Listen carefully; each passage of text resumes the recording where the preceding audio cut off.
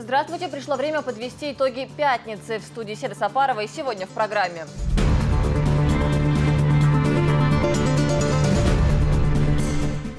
Чеченские силовики стали лучшими в мире.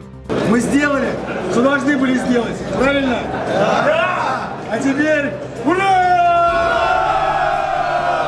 Алхазур Керимов о победе российской сборной на престижном турнире в Иордании.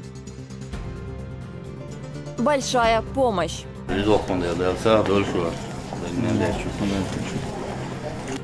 Региональный фонд Кадырова оказал материальную поддержку остро нуждающимся.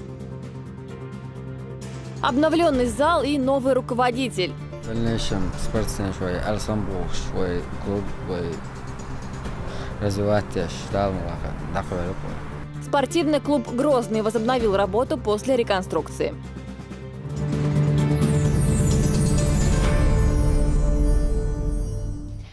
Пятница – особенный день для всей мусульманской уммы. В это время все верующие собираются для совершения богослужения.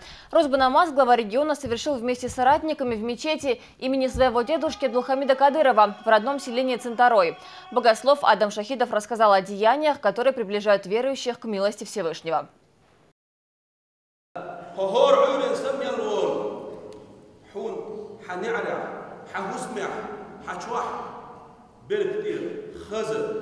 ححيطوا اخو اردوش حسم قداش هور عورن عن صوغه تشكر وشخلج ايداي تكملوا عن خوش تخلج هور عورن تيب تيبن صوغه تش تيب تيبن خصغه تش عن هور عورن ديشخلج ايديش فيك حن بوش تخلج يميلوا خوش تخلج احسن في سردات يميلوا خا ميلوا دي هور عورن صوغه دقت شيك اتشرع تشرع اتشرع شو شرع دار حمل باجدينا عن عورن صوغه تشكر وشخلج ميلو خوش تخرج مجموعة ستستر ورفع قرية ونيدا الله دير جل جلاله حقيقوش حقوش حقيمان جوان يسوين حديغلوين حدودش وعالش وش بعرف نيغر توق سحتنا دير نعمة كلر حد عوال شوش بعرف نيغر توق سحتنا دير عالش من كلر حد عوال شوش أطول حقيقوش قوش ودقنش ديش كلوش والله دير قري أحمو ستسر داتر.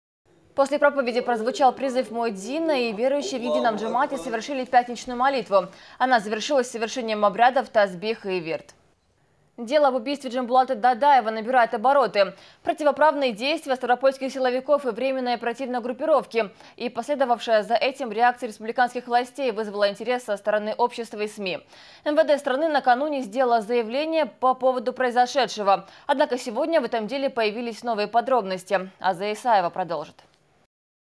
Вот официальное заявление, которое разместило накануне на своем сайте Министерство внутренних дел России. Комментируя нашумевший инцидент с убийством Дадаева, ведомство утверждает, что Управление уголовного розыска МВД по Чеченской Республике в соответствии с установленным Министерством внутренних дел Российской Федерации порядком было поставлено в известность об операции, проводимой сотрудниками УВД Ставропольского края. А это официальное письмо министра внутренних дел по Чеченской Республике, в котором генерал-лейтенант Алханов сообщает, никто из руководства МВД по Чечне и его структурных подразделений ни письменно, ни устно, ни по телефону не был уведомлен о проводимой операции и, следовательно, участие в ней не принимал. Документально должны уведомить начальствующий состав МВД ПЧР о проведении на территории республики соответствующих мероприятий. Сотрудники Ставропольского края не обращались в Управление уголовного розыска, ни разыскного задания, ни поручения следователя не поступало, и сотрудники Управления уголовного розыска не проводили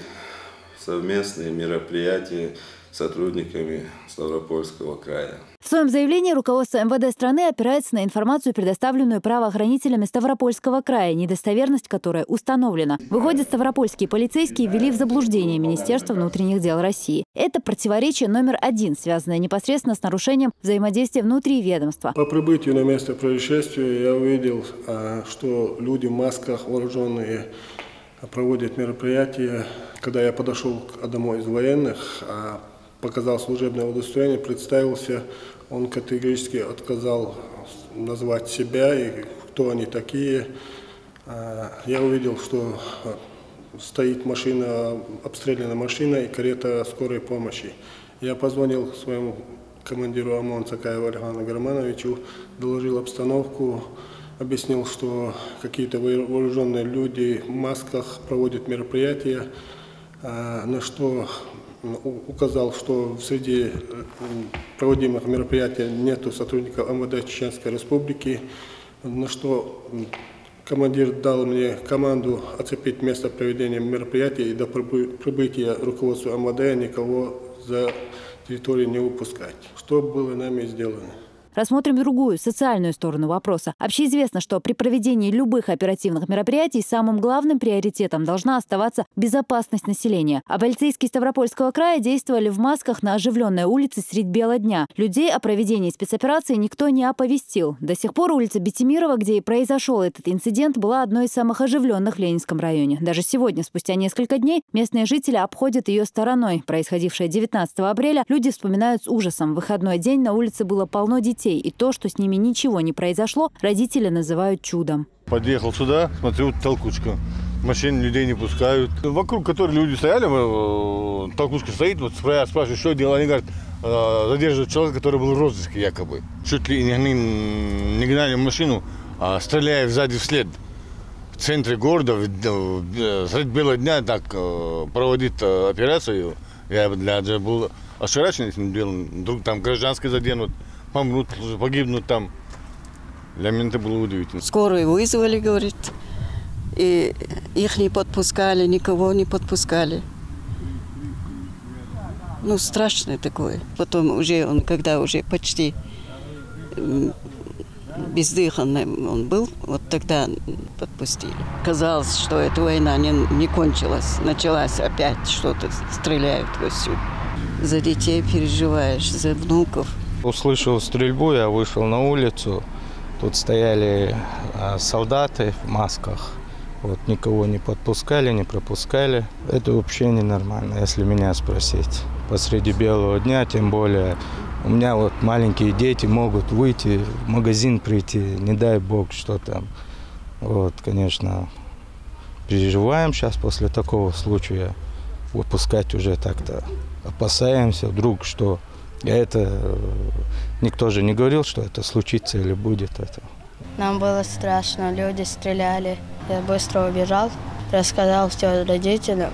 Родители сказали, не выходите из дома, пока все не кончится. Неприятно это было. Картфул шумадасы, наханнык вардина, ершдяттары, наха баглушпу. Дети на улице бегали, дети до сих пор в шоковом состоянии. Забежали бабы, там, говорят, бандиты. Ну, это вообще страшно было. Не знаю, как можно было. Как раз около магазина. Вроде не позднее это время. Столько людей было много. Вот, как такое могли сделать, я не знаю. Это буквально вот в магазин еще зашел дедушка с детьми. Это вот 5 минут вот разминулись они. Такая сейчас стабильная обстановка, вроде бы так нормально все. И раз вот такое, ой, неужели опять надо бояться? Вот уже опять страх какой-то появился. Цепочка противоречий продолжается уже в следственной стороне вопроса. Ставропольские полицейские утверждали, что подозреваемый открыл по ним стрельбу и ответным огнем был убит. Хотя Джамбул Дадаев не произвел ни одного выстрела. Мало того, по показаниям свидетелей, он сказал, что сдается и просил не стрелять людей, подбегающих к нему с оружием. Также нет доказательств того, что пистолет, найденный в машине, принадлежит убитому. В тот день я была у себя в магазине, услышала шум стрельбы, после чего я выбежала и увидела машину, которая ударилась об забор. Подбежала, дверь открыла, а там лежал человек весь в крови. Он был еще живой, были тяжелый вздох и хотел что-то сказать, но не мог.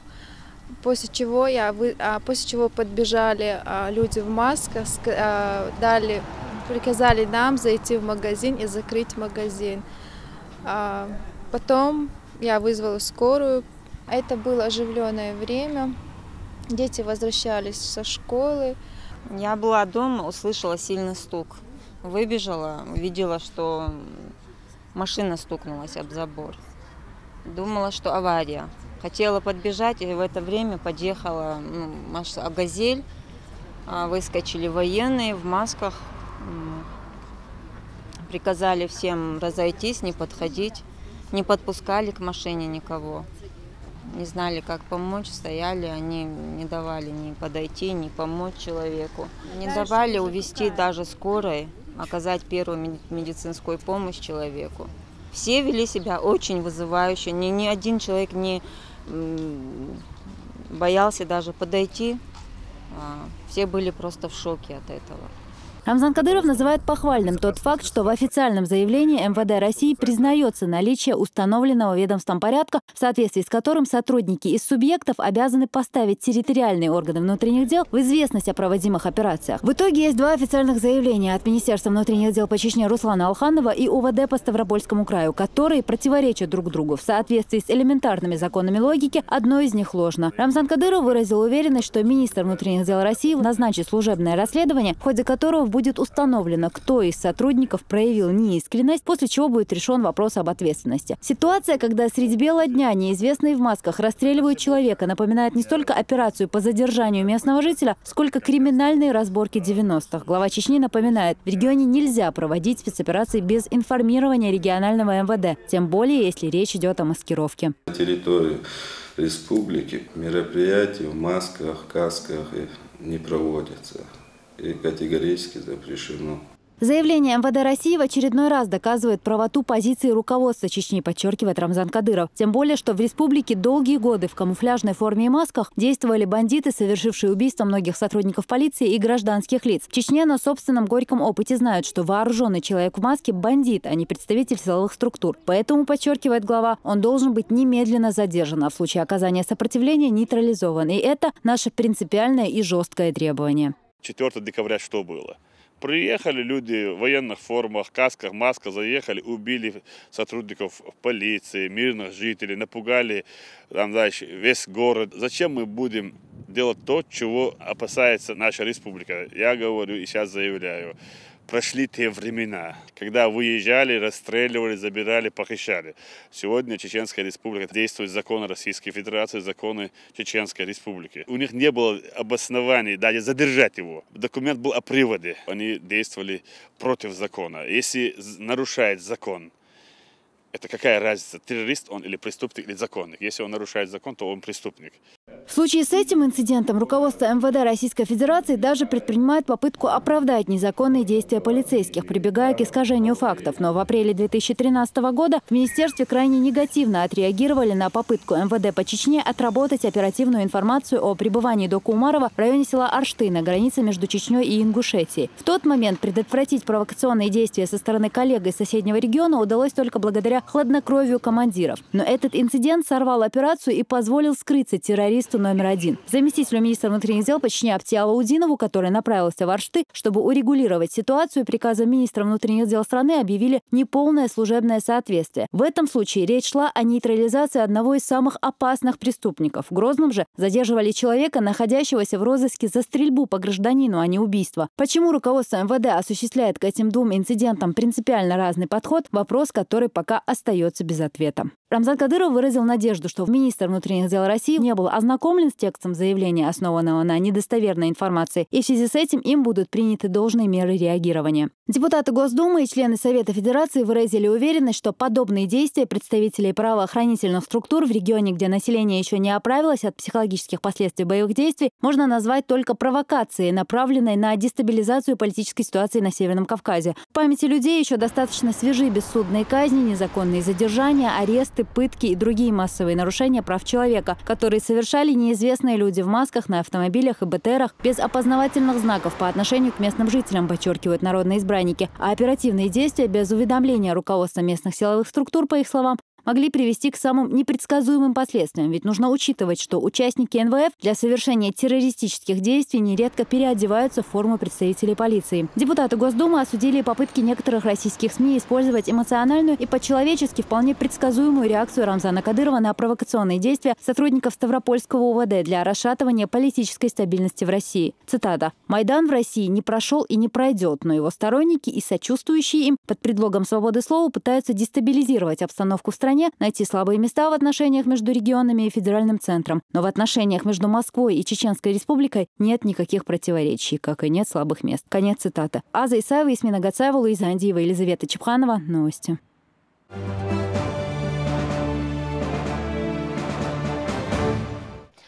Чеченские бойцы, представляющие сборную России, стали лучшими на чемпионате мира среди силовых структур на приз короля Хашемитского королевства Абдуллы II. Лидерство в международном турнире оспаривали спецподразделения из десятков стран мира.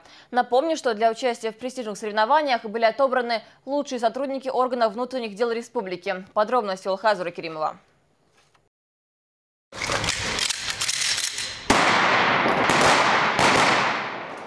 Сотрудники специальных подразделений МВД Чечни готовы показать, на что они способны. Помощник главы Чечни по силовому блоку Даниил Мартынов проводит для них последний инструктаж перед важными соревнованиями. И опять за оружие. Ошибок не должно быть, поэтому каждое действие должно быть отточено.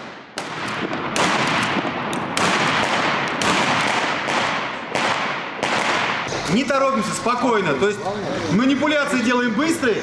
Быстро достаем, быстро выхватываем, быстро вставляем, быстро заряжаем. Бам! Чтобы точно было там. Понятно? На международном чемпионате на приз короля Абдуллы II в Иорданском центре подготовки сил спецназначения представлены сразу две команды из России. Обе команды полностью сформированы из числа сотрудников МВД Чечни.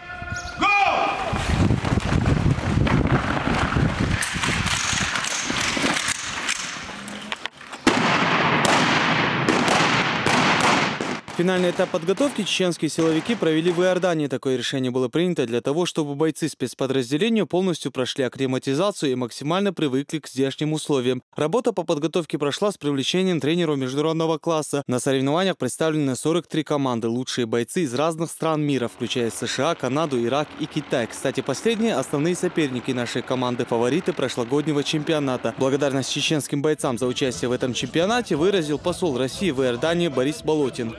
Уделяет особое внимание Его Величество этому турниру, этому соревнованию. Успехов вам, удачи вам и всего наилучшего. Спасибо за ваше участие. Только вперед, только победа! Соревнования длились 5 дней. В программу чемпионата вошли 10 сложных упражнений по оценке выносливости, скорости и слаженности команды в различных условиях. Особенно проявили характер и волю к победе чеченские бойцы в тактической и огневой подготовке, в освобождении заложников, захваченных в здании, а также с огромным отрывом преодолели упражнения по перетаскиванию тяжести. Российская команда, видно, что они очень тренированные, они очень приготовлены. Видно, как они двигаются, как они делают упражнения. И заметно, что они очень много тренировались. В общем, это соревнование получает все взаимный обмен. Все друг друга берут лучше, поэтому это еще лучше, чем самый главный приз. Конкуренция, да, достаточно серьезная, потому что Ребята сюда приехали самые сильные отовсюду. Так сказать, 43 команды – это достаточно такой большой уровень. Имущество, снаряжение, оружие – все на высшем уровне. Впрочем, во всех состязаниях наши правоохранители были на высоте, понимая, что за них болеет не только Чеченская республика, но и вся страна. К подготовке сборной команды России к таким ответственным соревнованиям подошли комплексно. Даже военную форму заказывали, учитывая каждую мелочь. Из различных типов тканей изготовлено. Тут дышащие вставки, сделаны вставки на локтях из более жесткого материала с возможностью ставить на подлокотники, наколенники. Специальный пояс из резинки, который не проскальзывает. То есть форма сделана максимально для удобства, для того, чтобы можно было выполнять различные упражнения и никакого дискомфорта не доставляло. И вот пришло время подведения итогов. И, как ни странно, абсолютным чемпионом мира среди силовых спецподразделений на Кубок короля Иордании стала команда из России, по многим показателям одержав убедительную победу над серьезными соперниками, в числе которых прошлогодние фавориты сборная Китая, США, Канада и другие страны. Золотой кубок стоимостью $250 000 летит в Чечню. Победа далась, естественно, тяжело, потому что очень много работали, очень много старались, тренировались и понимали, что цена ошибки очень высока, очень огромная ответственность, все, в общем, очень серьезно. Все ребята молодцы, все показали себя как высокие специалисты, серьезные профессионалы. И мы доказали, что российский спецназ – это лучший спецназ в мире. И это признают сейчас здесь все команды, все подходят, нас поздравляют. Понимали, что мы должны доказать, что мы лучшие. Мы доказали, что мы лучшие. Понимали, что за нами не только республика, но и вся Россия. Даниил Мартынов отметил, что в способностях чеченских ребят он нисколько не сомневался. Готовились тщательно. Помощник главы Чеченской республики рассказал, чему они посвятили эту громкую победу. Все наши кубки мы посвящаем победе в Великой Отечественной войне, 70-летию, юбилею. Это победа для всей России. Мы много работали, много старались. Мы просто не могли никого подвести. И у нас все получилось. Мы этому очень рады и продолжим работать дальше. Такое важное событие для всей страны на своей странице в Инстаграм сразу же прокомментировал глава региона. Он отметил, что триумфально завершилось выступление сборной команды России на Королевском чемпионате мира среди силовых спецподразделений. Наши бойцы стали абсолютными чемпионами мира. И это не все. Команда стала 4-кратным золотым призером, 2-кратным серебряным и 3-кратным бронзовым призером чемпионата. Вот это мастерство, мужество и самоотверженность, подчеркнул Кадыров. Он поздравил руководителя команды, помощника главы Чеченской Республики Даниила Мартынова и всех офицеров с убедительной победой, отметив, что лучше них нет никого в мире. В чемпионате принимали участие 43 команды из десятков стран мира, включая мировые державы, и все они позади сборной России, добавил глава Чечни. Сами бойцы отмечают, что такая громкая победа не была бы возможной без постоянной поддержки генерал-майора полиции Рамзана Кадырова. Есть хорошие показатели, есть уже совсем видно другой уровень, но это только начало, я думаю, поэтому мы решили так, чтобы пораньше выехать в государство Иордании, чтобы там получить дополнительные навыки, чтобы вы действительно достойно представляли Чеченскую Республику, наше государство России. Мы знаем, что по духам мы сильны, кто много работает, вот, умственно, физически, морально, духовно, тот выиграет везде. И в бою выиграет, там, и в спорте, и везде. Поэтому мы действительно надеемся на вас. Если вы выехали, если вы выбрали Дон, то должны до конца выложиться, до конца. И поехать, участвовать, приехать, это не по нам. Именно он своим примером мужества и патриотизма стимулирует молодых бойцов к достижению успехов мирового уровня. И они готовы защищать свою страну, когда это потребуется. А в том, что все у них получится, нет никаких сомнений. И эта победа тому подтверждение. Это победа для всей России. За нас болело очень много народу. Нас переживало очень много людей. Мы сделали, что должны были сделать. Правильно? Да! А теперь ура!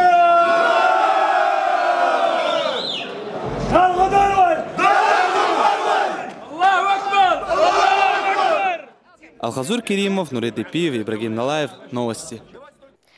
Поздно ночью в пятницу в Грозном встретили авиарейс из Омана. На родину вернулись победители международного турнира среди силовых подразделений на приз короля Иордании. Чтобы поздравить чеченских бойцов, в аэропорт прибыл лично глава республики. Появление лучших бойцов планеты сопровождалось показательными выступлениями молодых курсантов и кадетов.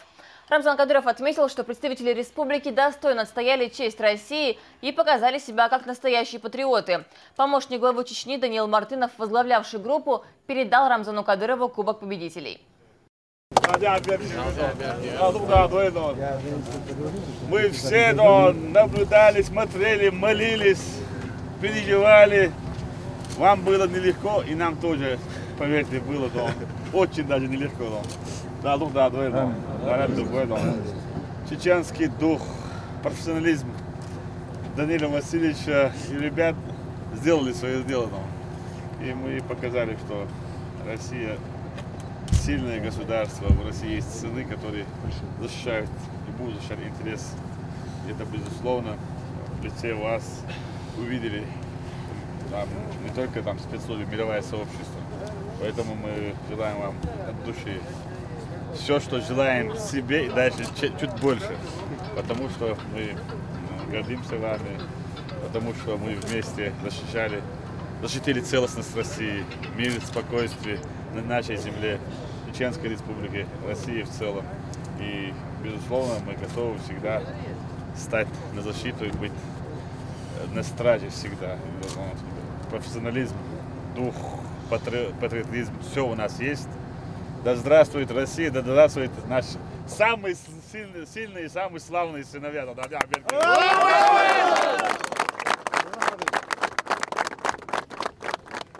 Без вас ничего бы этого не было.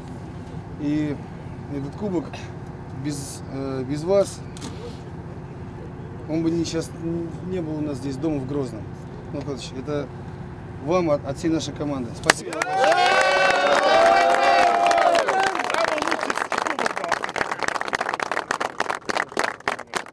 Здесь не стали изменять древнекавказской традиции, как и любое радостное событие. Победу чеченской команды и возвращение бойцов отметили веселой лезгинкой. На что потрачены бюджетные средства, что построено и что планируется. Глава администрации Урус-Мартановского района Абдул Алаудинов отчитался перед муниципалитетом за прошедший год. Много интересного узнала и моя коллега Елизавета Чепханова. Уже 1,5 года Руслан Эльмуркаев работает директором первой школы Урус-Мартана. Территория перед зданием, где получают знания 630 учеников, не была асфальтирована. В плохую погоду, рассказывает Руслан, дети с трудом обходили лужи и грязь. Проблему, наконец, решили в этом году. Эта дорога была заасфальтирована. И детям есть и грязь, и снег, и мороз. Может по своей дороге пройти к школе. Это небольшое, но очень важное событие для сотен учеников. Однако это не все. За последний год здесь построено и реконструировано более 100 социальных объектов и предприятий. Это водопровод, мосты, дороги, медицинские и образовательные учреждения. Причем строят не только в райцентре. Без внимания не оставляют и отдаленные села. То, что делается в республике, делается во имя людей и на благо многонационального народа Чеченской Республики. Гарантом реализации этого политического курса и дальнейшего процветания республики является глава Чеченской Республики.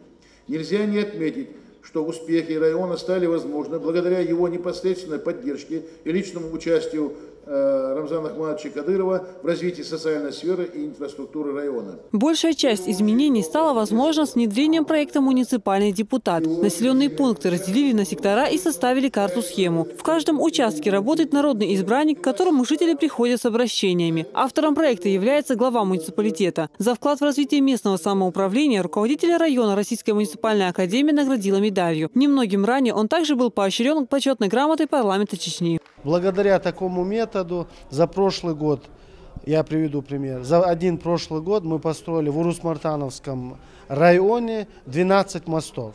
В 2 селах провели газификацию, водоснабжение было, именно мы пробурили более 9 скважин. Значительные преобразования в муниципалитете пришлись на сферу малого и среднего бизнеса. Это многоэтажные дома, ферма на 200 голов скота и несколько заводов. Часть объектов уже ввели в эксплуатацию, что обеспечило более 500 рабочих мест.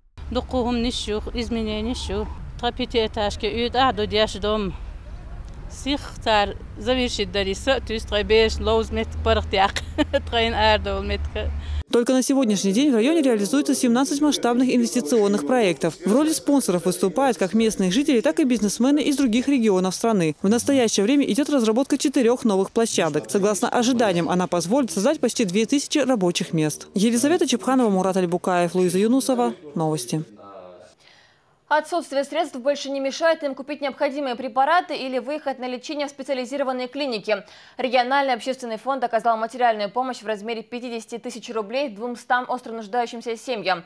Подробности большой благотворительной акции у нашего корреспондента. Всех этих людей сюда привела сложная жизненная ситуация. Кто-то болен онкологией, кто-то лишен возможности видеть. Некоторые и вовсе передвигаться без посторонней помощи не могут. Все они обратились за помощью в региональный общественный фонд имени первого президента, Героя России Ахмата Хаджи Кадырова.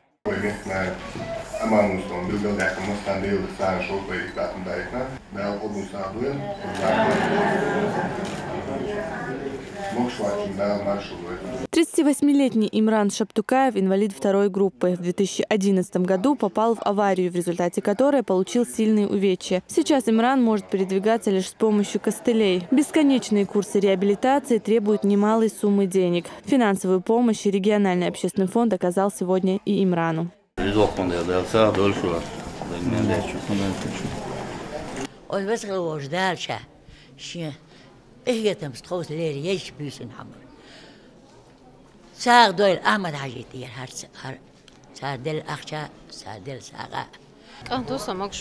Симптоматический тетрапорезиош. После судорога полностью парализовать нука. Фонд Аймани Кадыров حقيقة سوق دتون. ده ساعدول. يوم بيجريش ور اشتاقنا خصوصا.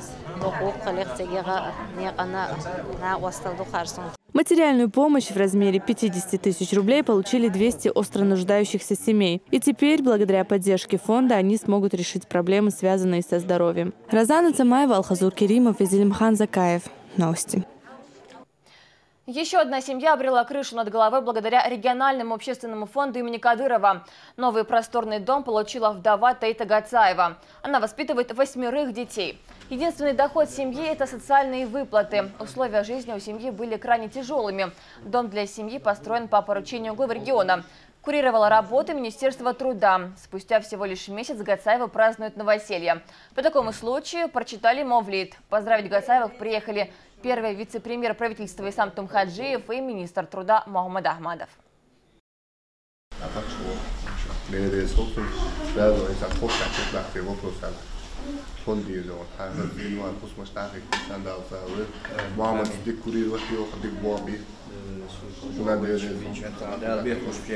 رمضان يدير رئيس خليلهم أعداء وتشغيل بيشترهش إن وليد بقير قشة قاعدة جم كم أتو بوتشترو يوتش قدع يوتش خنا حط سحاجي هاري قيدة حشتك بوتش كلبسين خلبقش بروش.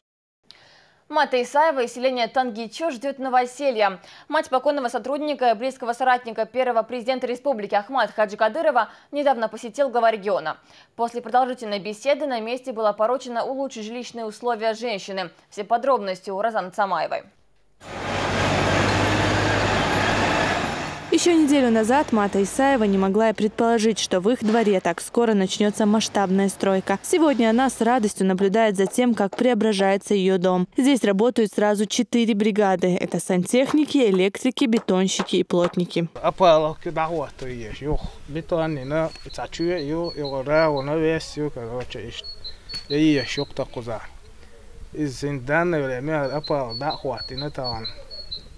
طانا ميكسر وقادات وبيتواني وش بابو تاخذ بابيش الأفعال يا شو طال. Недавно пожилая женщина принимала самого дорогого гостя – главу Чечни. Покойный сын Маты Руслан в свое время тесно дружил с первым президентом республики, героем России Ахматом Хаджи Кадыровым. Сына не стало еще в 2000-м. Глава республики вместе с Матой вспомнил былые времена, а перед самым уходом поручил первому вице-премьеру Исе Тумхаджиеву заняться реконструкцией дома Исаевых.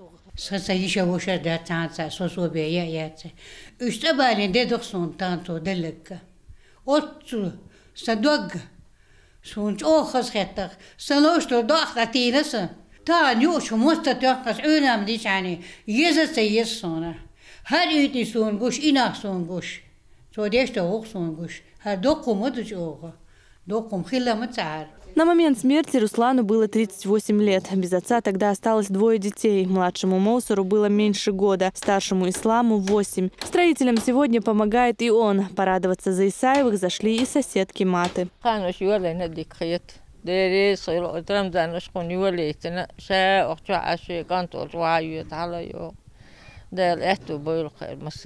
Все эти годы Мата живет в 2 комнатах старого дома. Младший сын Асламбек часто зовет ее жить в свою съемную квартиру. Однако женщина отказывается. Она признается, на родной земле чувствует себя спокойнее. В одиночестве женщина часто любит вспоминать своего покойного сына.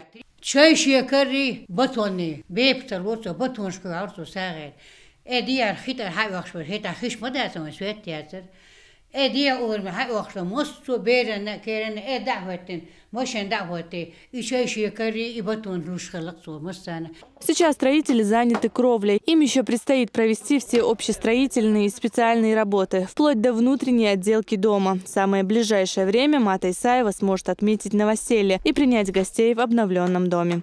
Розана Цамаева, Мурад Аль-Букаев и Дани Хавхаров. Новости. Невнимательность на дорогах, а зачастую и халатное отношение к правилам дорожного движения ведут к трагическим последствиям.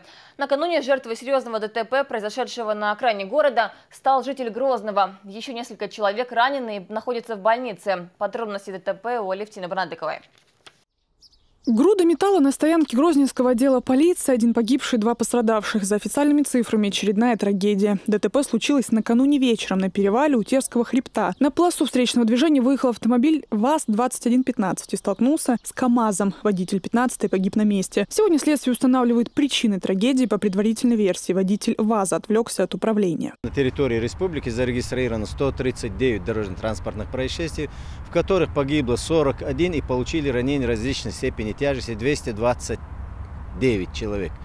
По пострадавшим у нас стабильно по сравнению с аналогичным периодом прошлого года. Проводится по поручению главы Чеченской Республики масштабные мероприятия. Весь личный состав находится на улицах и дорогах в круглосуточном режиме. Но вот этот вот человеческий фактор, невнимательное поведение за рулем, тоже вот ведут такие последствия. Врачи сегодня делают все возможное, чтобы спасти жизни пострадавших. Здесь роль сыграл пресловутый человеческий фактор. Дорожное покрытие хорошее, все знаки установлены. Есть разметка, да и оба водителя скорость не превысили. Одна тяжелая пострадавшая больная – это Мазиева Берлан, 95-го года рождения.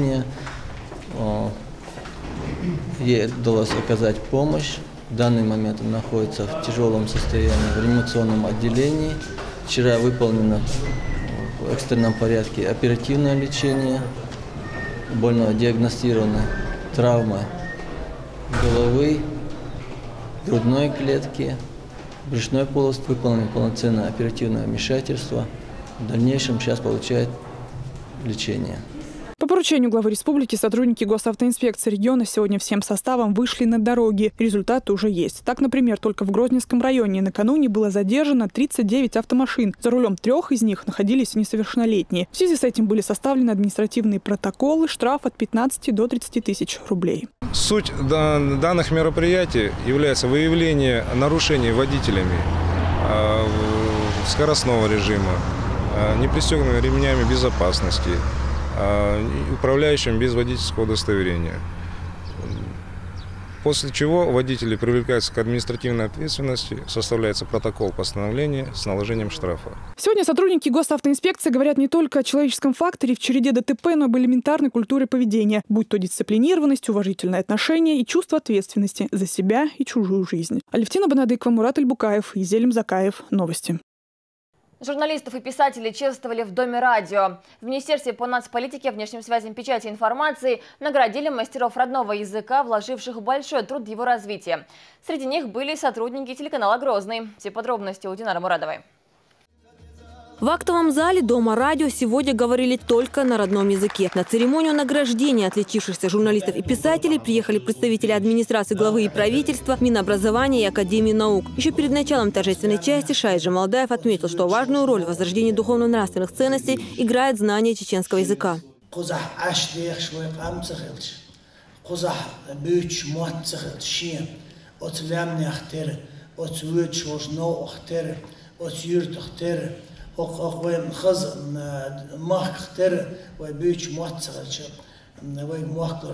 Позже приступили к самой желанной части вечера – награждению. Первым делом министр печати поблагодарил за вклад в популяризацию родного языка известного чеченского поэта Мусу Бухадиева и вручил ему почетную грамоту. Здесь же подчеркнул и труд журналистов, которые пишут на родном. Среди награжденных и сотрудники ЧГТРК «Грозный».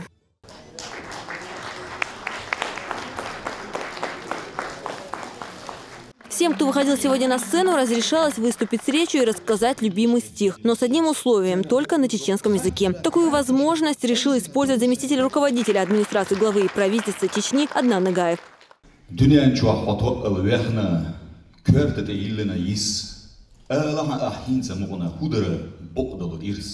Грамоты, благодарственные письма, денежные премии и цветы. С таким размахом журналистов и писателей министерство чествует регулярно. В этом году добавилась еще одна акция. Всем, кто посетил мероприятие, сотрудники Миннаца раздали книги чеченских поэтов и писателей. Динара Мурадова, Таймир Хаджиев, Тамерлан Арстанукаев. Новости. Ну а коротко о других событиях смотрите в рубрике «Экспресс-новости».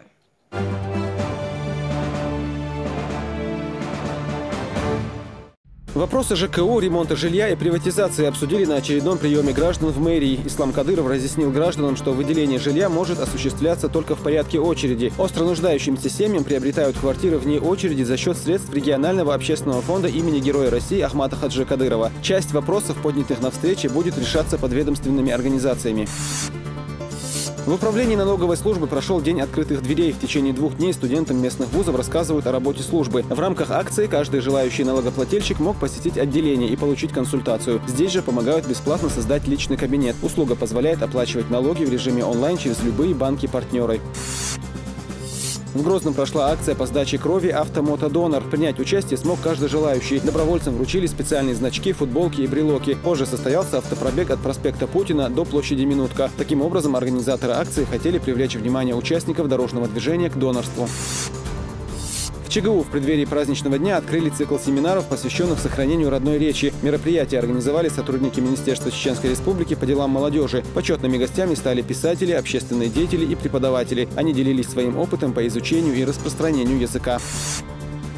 В Урус-Мартановской районной библиотеке также собрались любители чеченского языка, писатели и журналисты. Короткие рассказы перебивали авторскими стихами на родном, подчеркивая всю красоту чеченского слова. Присутствующие отметили, что сохранение и развитие языка – долг каждого чеченца.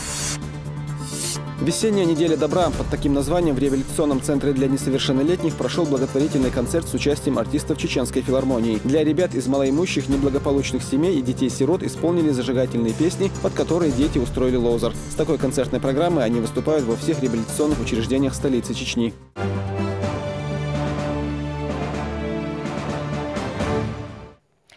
Сегодня вечером глава региона провел товарищеский матч по футболу. Соперником по полю была сборная силовиков. Команда Рамзана Кадырова с первых минут начала наступление. И уже в середине игры в счете был замечен разрыв. Матч получился насыщенным, особенно отличились команды главы республики. Глава региона забил пенальти и неоднократно демонстрировал четкость исполнения штрафного удара. Также один из самых красивых голов был сделан с его подачи. Итоговый счет 5-3 в пользу команды главы республики.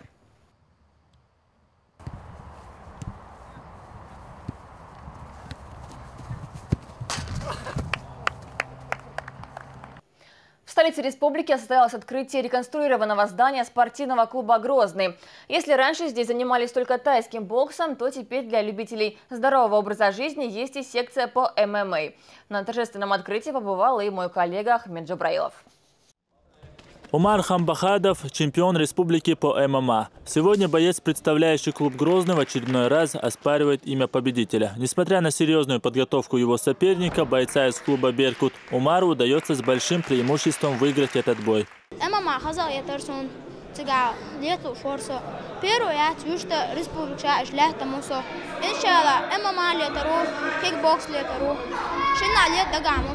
Если говорить о направлении ММА, то для Грозного это новое направление. Начало занятий по ММА руководство клуба решило приурочить открытию клуба после реконструкции.